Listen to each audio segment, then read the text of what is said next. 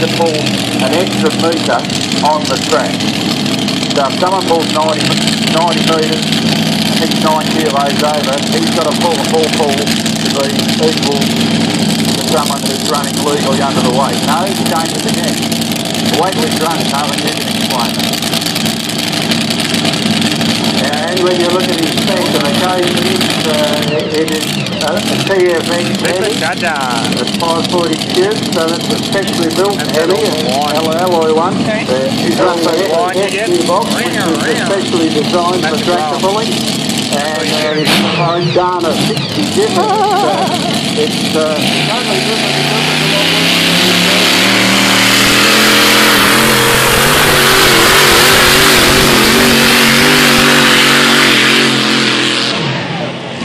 Hey, full pull, nice and easy, 540 cubic inches, XTT, pull that lead block. Chrysler Hemi derivative. Now, Graham, I'll go back to what I said, I'm actually incorrect. What happens for every kilogram the tractor is owed? The distance.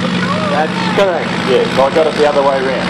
Basically, potentially if someone does 90 metres, 90 metres, he's got to pull it out the park at 10 kilos over to be equal to them because he gets that deducted off the business. It's something they brought up themselves, the open guys, just so that the tractor's got the opportunity to run in the class for the crowd. Because the American tractors basically run at 1 or 2 weights and they are way too heavy to fit into the 860.